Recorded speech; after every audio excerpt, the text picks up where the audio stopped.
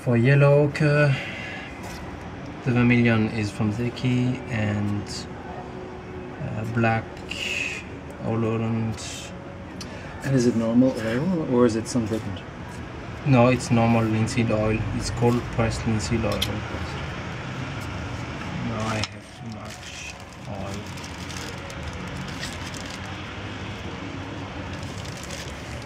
oil. Once you've made it, do you just store it on your palette, or do you have containers you put it in? No, that's the idea, is to put it on your palette directly and paint with it. And that's why it's so interesting, because actually what I learned is that in the tube of paint they have conservants, preservants, and there is too much oil actually. Yeah, usually there's too much oil. It makes it look longer, further. And they put a lot of other things in as well. Yeah. So it's not just pigment and oil that you get when you buy a tube. Yeah. It's much, much more in there. And the best, the Old Holland, the best quality, is mostly oil and pigment. But they also have things in there as well. Mm-hmm. I mean, it's good things, but it's still mostly, they're not just what you think you get. Do they have like a recommended consistency, or are you allowed a little flexibility for personal preference? Like at Cecil, they will go for thick, and especially Tom and That's not me. Tom Richard and the other teacher, I don't remember. But yeah, like now I'm going for something very thick, like map. And so first you do a good mix with the palette knife.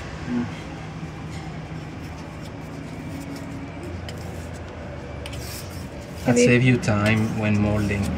Yeah. Are some pigments grittier than others? Like what? Grittier, not as. Like this morning I molded ultramarine blue, and I would say it's not the easiest I've done, and maybe it takes more time, but that's the reputation of ultramarine blue. It's most difficult pigment to grind. And like I molded one this morning, and maybe I will mold it again or grind it again. So this is nice. And There's something very relaxing about watching somebody do this. Watching somebody do it? Yeah, it's amazingly relaxing. So how much time does it take for you to set up your full palette of colors? Like I would say, honestly, 5 minutes by you. To you. To I think it's to you. I think that's what you mean. like for each color, each pigment you're grinding is, I would say, no more than 5 minutes. Okay. And then you're good for 3 days, depending on how much you make. Yeah. And you save a fortune. And you know the quality is fantastic. And wait. That's about a third of a tube. And the best tube. And the pigment isn't that expensive, depending on the color. No, the pigment is not that expensive. It depends on the pigment which you buy. Yeah, some is ridiculous, like some of the cerulean blue. Most expensive. Yeah. And here you are. Alizarin Crimson is really one of my favorites. I still can't find the damn color though. I think it's expensive. Certainly I'll call that anyway. So now I take my palette, which is my palette box. And you got the grinder in Zuki's? Huh? You got the grinder in the Like glass? the glass, I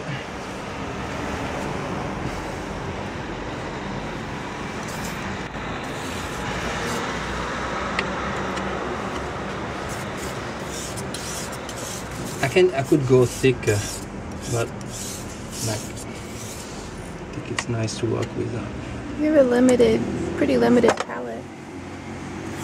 Yeah. You have, what is this? Cad Red. Cad Red. These two pigments. Ultramarine blue. Is that a Prussian blue? No, it's the same ultramarine. I just okay. made a mistake about position. Okay.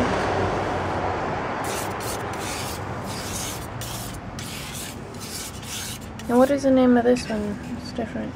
It's Venetian Red. Venetian Red. Okay. What's the Cecil palette? Cecil palette is vermilion,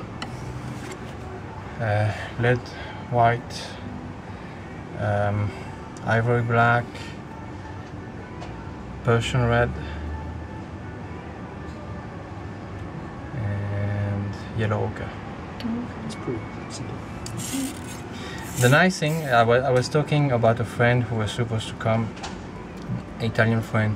He won a competition at Belle Arte di Firenze, and he has a studio for 10 years. He won a place in a studio for 10 years. God.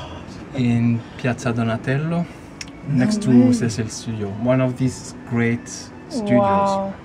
I met him when I was looking for one studio, and I knocked on our door, and I met him like this. And he told me that before school he did apprenticeship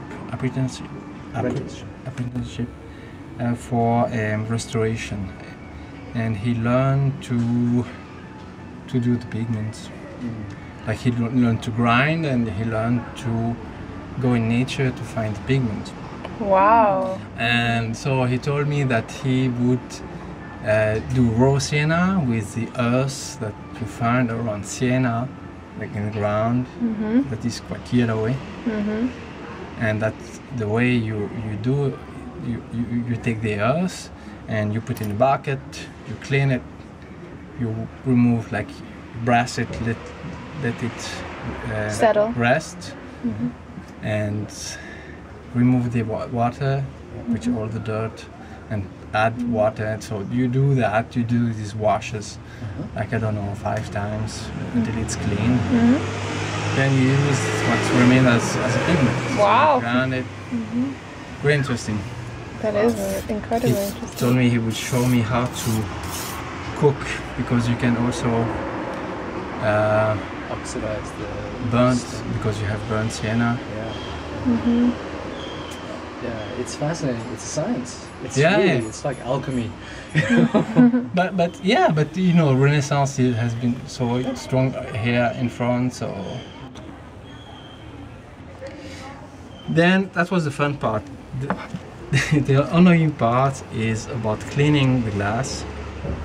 And the way they do it at Charles Cecil is they have one glass for the colors, and they have one glass for the white, for the lead white. Okay. They have separate.